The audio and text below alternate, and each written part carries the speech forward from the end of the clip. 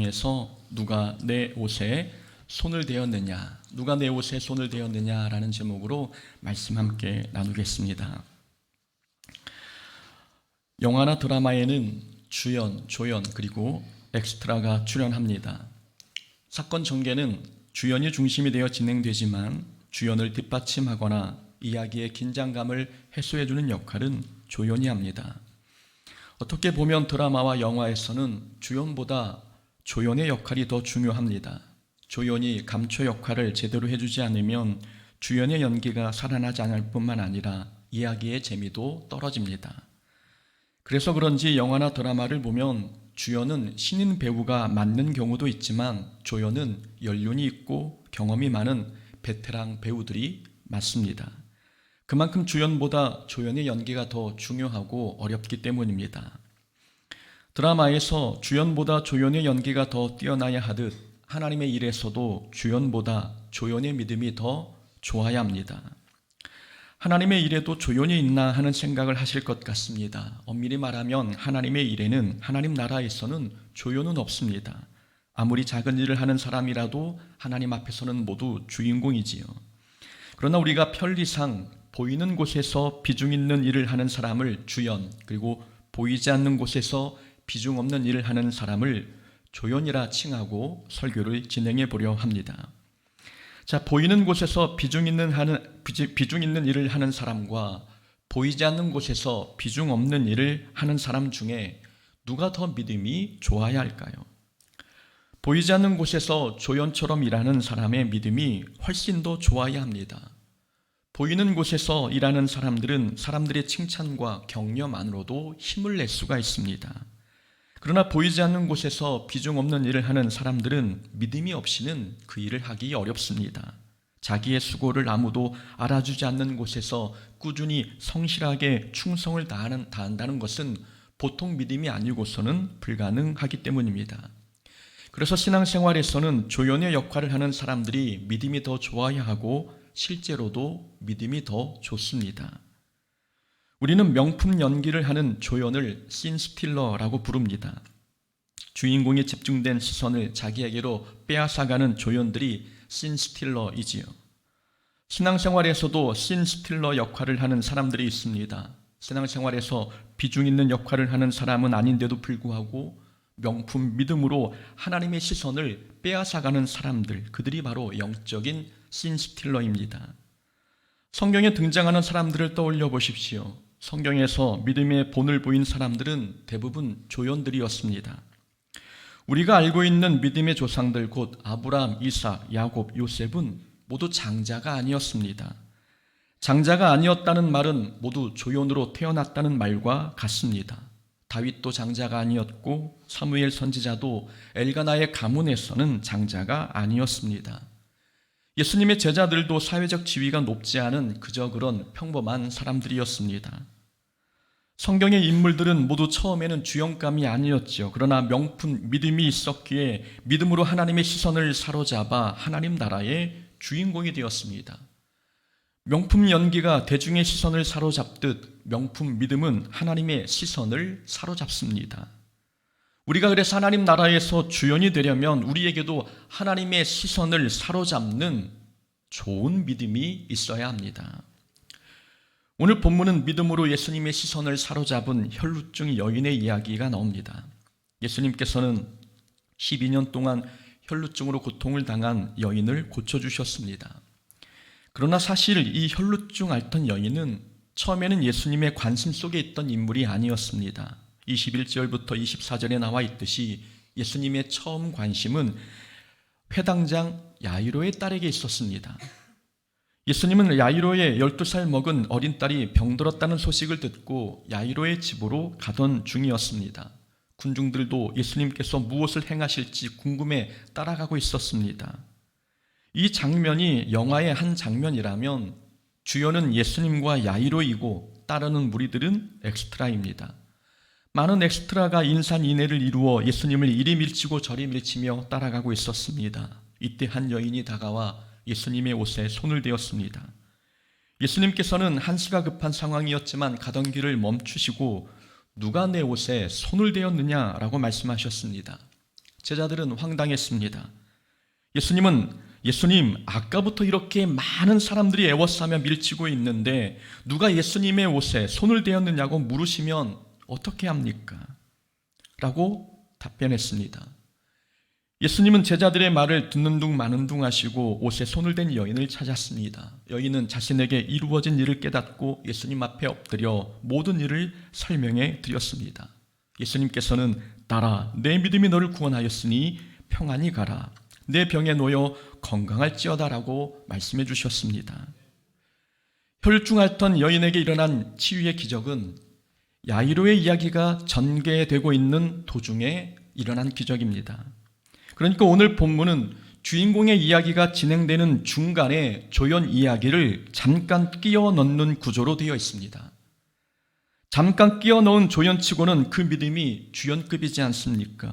여인의 믿음이 얼마나 출중했는지 예수님은 한시가 급한 야이로의 문제를 잠시 내려놓으시고 혈루증 여인을 만나 주셨습니다. 여인의 믿음은 이런 믿음이었습니다. 예수님의 옷에만 손을 대도 구원을 받으리라. 예수님의 옷만 만져도 문제를 해결받을 수 있다는 믿음이었습니다. 그러면 주연 역할로 등장한 야이로의 믿음은 어떤 믿음이었습니까?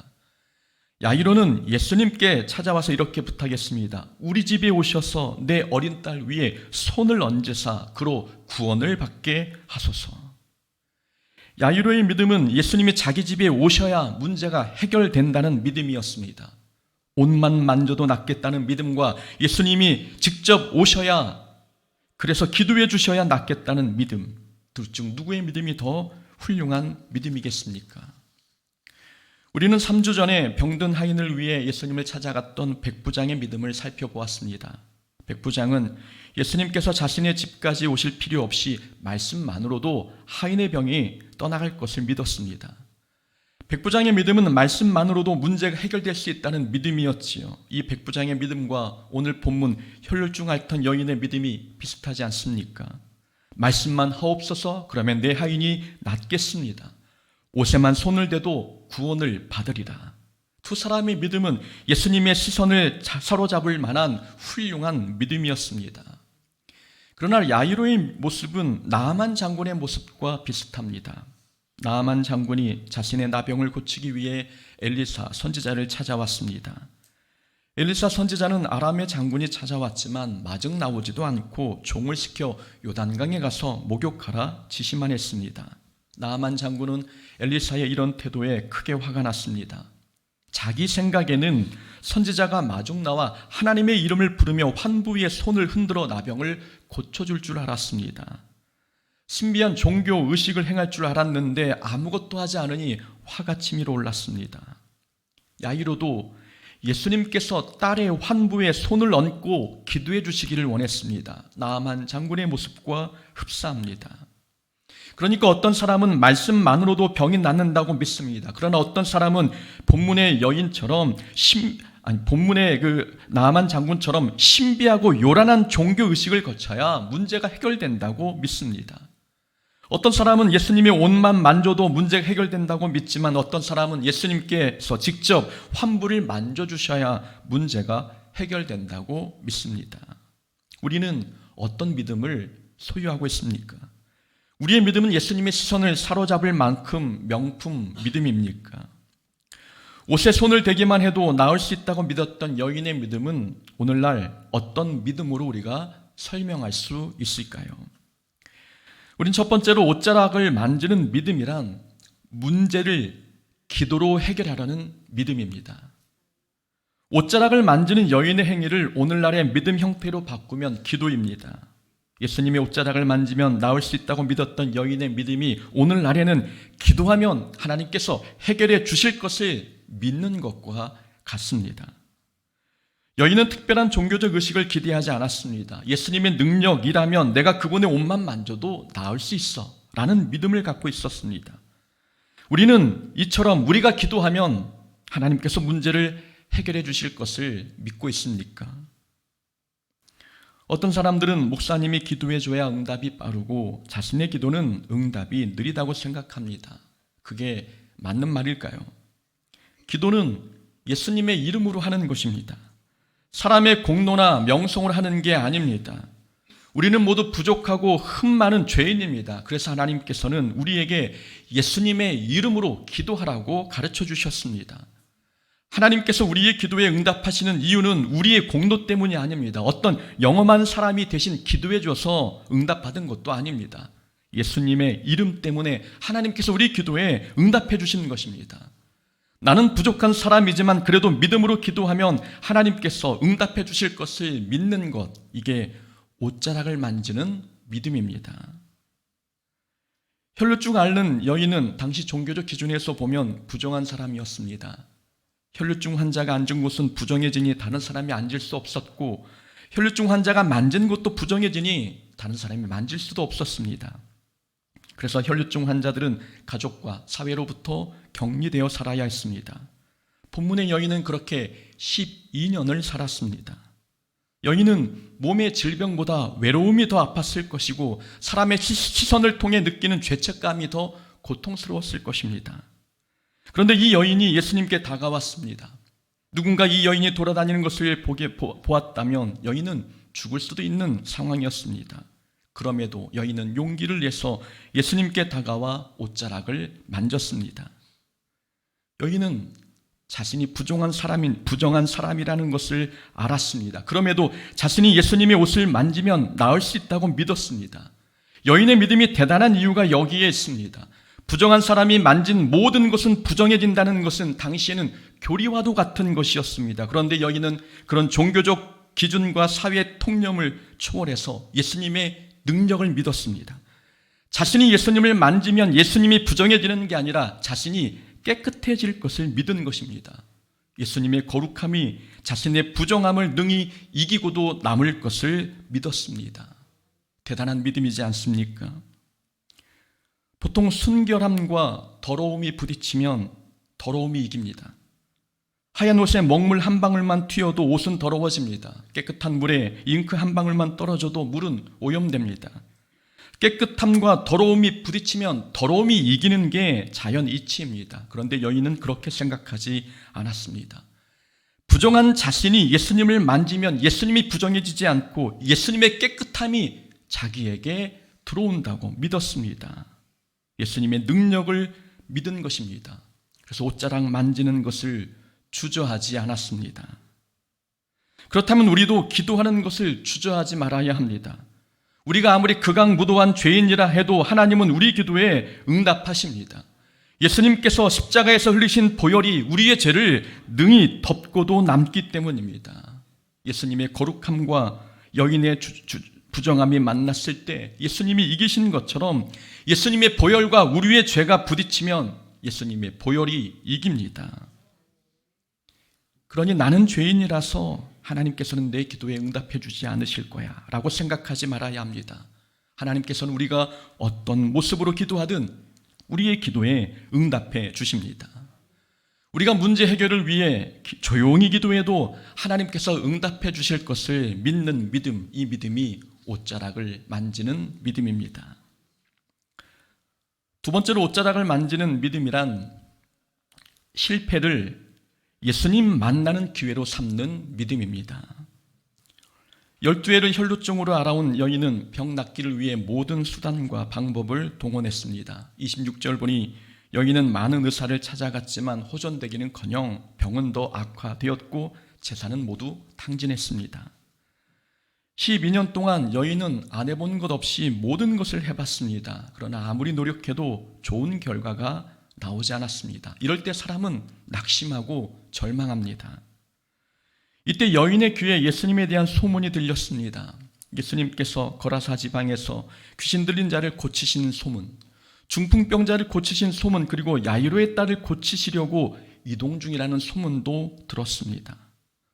여인은 소문을 듣고 무리 가운데 끼어들어 예수님의 옷에 손을 대었습니다. 여인의 믿음은 소문을 듣고 생긴 믿음이었습니다. 소문을 듣고 생긴 믿음, 이것을 믿음의 현재성이라고 합니다. 귀신 들린 사람을 고쳐주셨으니 그런 예수님이라면 나도 고쳐주시겠구나. 중풍병자를 고쳐주신 예수님이시라면 내 문제도 해결해 주시겠구나. 저 사람에게 벌어진 하나님의 은혜가 내 삶에도 임하겠구나. 하나님께서 저분을 만나주셨다면 나도 만나주시겠구나라고 믿는 것이 믿음의 현재성입니다. 다른 사람에게 일어난 은혜의 사건을 다른 사람의 것으로 여기지 않고 내 것으로 바꾸어 적용하는 이 믿음의 현재성입니다. 이렇게 소문만 듣고도 믿음 생긴 것이 대단하지만 더 대단한 것은 실패가 거듭되었는데도 이 여인은 시험에 들지 않았다는 점입니다. 여인은 12년 동안 병을 고치려고 모든 방법을 동원해 봤습니다. 그러나 아무 효험도 없고 도리어 증상만 더 심해졌습니다. 그러면 일반적인 반응은 예수님이라고 해서 다르겠어? 유명한 의사도 못 고친 병을 예수님이라고 고치겠어? 이런 반응이 일반적인 반응입니다. 그런데 여인은 다르게 반응했습니다. 다른 사람은 다 실패했지만 예수님은 다르실 거야. 유명한 명의도 고치지 못한 질병이어도 예수님께 가면 고쳐주실 거야. 이것이 여인이 갖고 있는 믿음의 반응이었습니다. 어떤 사람은 실패가 거듭되면 예수님을 잃어버립니다. 그러나 본문의 여인과 같은 사람은 거듭된 실패를 예수님을 찾는 기회로 삼습니다. 어떤 사람은 반복되는 실패를 통해 신앙을 잃어버리지만 어떤 사람은 반복되는 실패를 통해 신앙을 갖게 됩니다. 옷자락을 만지는 믿음이란 실패를 예수님 만나는 기회로 삼는 믿음입니다.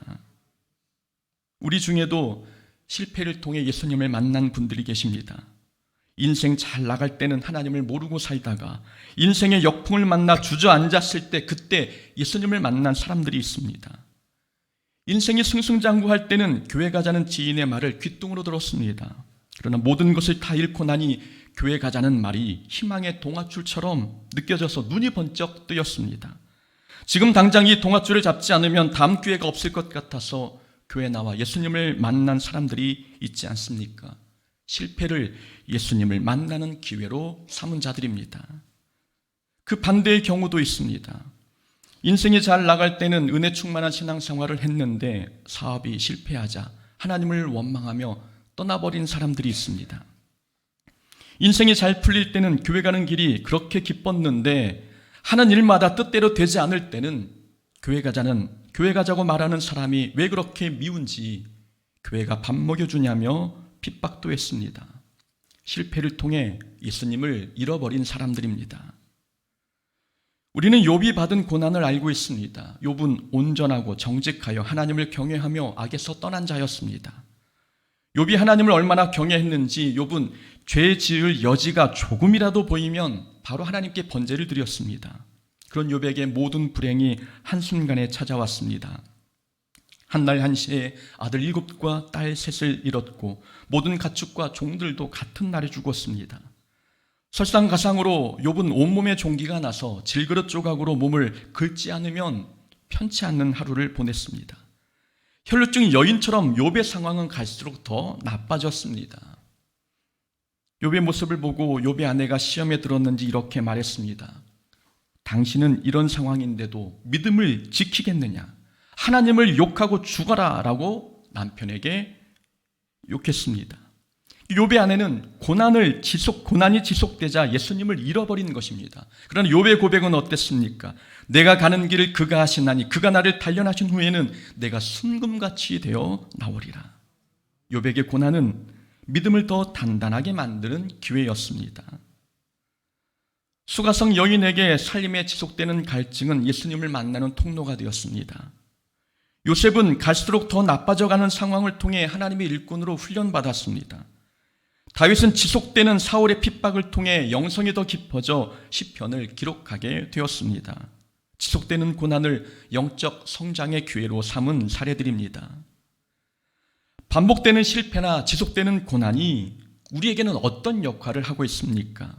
그 고난이 예수님을 만나는 기회가 되십니까? 아니면 예수님을 잃어버리는 통로가 되고 있지는 않습니까? 세상은 혈루증 여인이 가진 모든 것을 다 허비해도 원하는 것을 주지 못했습니다. 그러나 예수님은 여인에게 필요한 것을 단번에 주셨고 그것도 거저 주셨습니다. 세상은 우리의 가진 모든 것을 빼앗아 가지만 예수님은 우리에게 더 많은 것을 선물로 주시는 분이십니다. 그러니 고난이 지속되고 실패가 거듭돼도 절대 하나님을 떠나지 말아야 합니다. 여인이 실패가 지속될 때 예수님에 대한 소문에 귀를 연 것처럼 우리도 고난이 지속될 때에는 하나님의 말씀에 귀를 열어야 합니다. 반복되는 실패를 예수님을 만나는 기회로 삼는 믿음이야말로 옷자락을 만지는 믿음입니다. 혈루증을 앓던 여인이 예수님의 옷을 만지자 병이 나았습니다. 예수님께서는 누가 내 옷에 손을 대었느냐 말씀하시면서 옷을 만진 여인을 찾으셨습니다. 예수님께서는 그냥 가시던 길을 가셔도 되었습니다. 혈루증 여인에게 이 혈루병은 이 여인에게 감추고 싶은 비밀이었는데 굳이 공개적인 자리에서 내가 병에서 놓여 건강할지어다 라고 말씀하실 필요가 있었을까요? 예수님은 여인을 공개적으로 망신 주려고 여인을 찾아내신 게 아닙니다. 사람들 앞에서 여인의 상태를 공개하시는 것은 오히려 여인을 위해 꼭 필요한 과정이었습니다. 여인을 공개적인 자리에서 드러내신 이유에는 두 가지 목적이 있습니다. 하나는 여인이 더 이상 부정한 사람이 아니라는 것을 공개적으로 알리시려는 목적이 있었습니다. 예수님은 여인이 깨끗해졌음을 알림으로 인해 여인이 자신의 일상을 되찾도록 하셨습니다. 여인은 12년 동안 사회로부터 격리되어 홀로 지냈습니다. 그러나 이제는 공개적인 자리에서 깨끗함을 인정받았기에 가족을 만날 수 있었고 이웃과의 관계도 회복할 수 있었습니다. 그러니까 예수님께서 사람들 앞에서 여인의 상태를 밝히신 것은 여인을 위한 예수님의 사랑 표현이었습니다. 여인의 상태를 공개적으로 드러낸 또 다른 목적은 여인에게 일어난 기적이 우연이 아니라 하나님의 은혜의 결과임을 깨닫게 하기 위함입니다. 이게 오늘 본문을 통해 얻는 세 번째 교훈입니다. 옷자락을 만지는 믿음이란 자신에게 일어난 좋은 일을 우연이 아니라 하나님의 은혜로 여기는 믿음, 이것이 옷자락을 만지는 믿음입니다. 예수님께서 여인을 찾으신 이유는 여인의 치유가 우연의 결과가 아니라는 것을 가르쳐주기 위함입니다. 만약 예수님께서 내 믿음이 너를 구원하였다라고 말씀하지 않으셨다면 어떻게 되었을까요? 여인은 자신에게 일어난 치유의 역사가 예수님 때문인지 아니면 우연의 결과인지 헷갈렸을 것입니다. 왜냐하면 예수님의 옷자락을 만진 사람은 여인 말고도 많았기 때문입니다. 사람의 마음이 그렇습니다. 처음에는 자신에게 일어난 좋은 일이 기도응답의 결과라고 믿다가도 시간이 지나면 긴가민가해집니다. 이게 정말 기도의 결과인지 아니면 때가 되어 우연히 나타난 결과인지 혼동이 됩니다. 예수님께서 여인을 찾지 않으셨다면 여인도 그랬을 것입니다. 처음에는 옷만 만져도 나을 수 있다고 믿다가도 정말 낫게 되면 이게 진짜 옷을 만져서 나은 것인지 아니면 어제 먹은 약이 오늘 효과로 나타난 것인지 헷갈립니다. 그래서 예수님께서는 딸아, 내 믿음이 너를 구원하였으니 평안히 가라 말씀하셨습니다. 여인에게 일어난 치유의 역사가 예수님이 행하신 결과임을 알게 하신 것입니다. 이렇게 옷자락을 만지는 믿음이란 자신에게 일어난 좋은 일을 우연의 결과가 아니라 하나님의 은혜로 여기는 믿음입니다. 우리가 삶에서 경험하는 모든 좋은 것들은 우연히 얻어진 게 없습니다. 모두 하나님께서 베푸신 은혜의 결과들입니다. 사람 눈에는 우연의 결과처럼 보여도 그건 하나님의 섭리가 너무 완벽해서 우연처럼 보이는 것뿐입니다. 하나님께서 다스리시는 이 세상에는 우연히 일어나는 일은 없습니다. 룻기를 읽다 보면 룻이 이삭을 줍다가 우연히 보아스의 밭에 이르렀다라는 내용이 나옵니다. 성경은 우연히라는 단어를 사용했지만 룻이 보아스 밭에 가게 된 것은 우연이 아니라 하나님의 섭리였습니다. 그러나 성경이 하나님의 섭리를 우연히라는 단어로 표현한 이유는 하나님의 섭리가 너무 오묘하고 신비로워서 사람 눈에는 우연처럼 보였음을 표현한 것입니다. 하나님의 일하심이 그 정도로 완벽함을 뜻합니다. 하나님의 일하심은 한치의 오차도 없이 절묘하게 성취됩니다. 그래서 사람 눈에는 하나님의 일하심이 우연의 결과처럼 보일 수도 있습니다. 자녀가 아플 때 기도했는데 정말 거짓말처럼 나을 때가 있습니다. 사람 눈에는 우연처럼 보이겠지만 하나님께서 베푸신 은혜의 결과입니다. 고민했던 문제가 예배를 통해 해결받을 때가 있습니다. 이건 우연의 일치가 아니라 하나님께서 나를 위해 일하신 결과입니다. 적절한 시기에 적합한 사람을 만나 원하는 도움을 얻게 된 것도 우연이 아니라 하나님께서 나를 위해 행하신 일입니다. 그러니 우리 삶에서 좋은 성과를 얻었다면, 좋은 일을 만났다면 우리는 하나님께 감사해야 합니다. 감사를 바로 하지 아니하면 시간이 지나면 하나님의 은혜를 우연으로 치부해버리기 쉽습니다. 그래서 우리는 감사를 뒤로 미루지 말아야 합니다. 좋은 성과는 운이 좋아 얻어 걸리는 게 아니라 하나님께서 우리를 위해 일하신 결과입니다.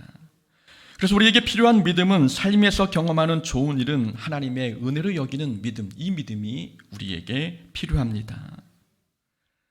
예수님을 따르는 사람은 많았습니다. 모두 행인 1, 행인 2, 행인 3 모두 엑스트라들이었습니다. 많은 사람들이 예수님의 옷을 만졌어도 예수님은 돌아보지 않으셨습니다. 그러나 간절한 믿음으로 예수님의 옷을 만진 여인만이 예수님의 시선을 사로잡았습니다. 모두가 엑스트라로 지나갈 때 이 여인만 예수님의 마음의 주인공으로 기억된 것입니다. 여인에게 있는 명품 믿음 때문이었습니다. 이 자리에 120명의 사람이 모여 있습니다. 우리는 이 자리에 엑스트라로 앉아 있습니까? 아니면 예수님의 기억에 남는 주연으로 앉아 계십니까? 우리가 하나님의 기억에 남는, 하나님의 시선을 사로잡는 하나님의 자녀가 되기 위해서는 그만한 믿음이 우리에게 있어야 합니다. 문제 해결을 위해 기도의 방법을 택하는 믿음, 실패를 예수님을 만나는 기회로 삼는 믿음, 그리고 하나님의 은혜를 우연으로 치부하지 않는 믿음, 이런 믿음을 갖출 때에 우리도 예수님의 기억에 남는 하나님의 자녀가 되는 줄로 믿습니다. 그런 하나님 자녀 되기를 주의 이름으로 축원합니다. 아멘.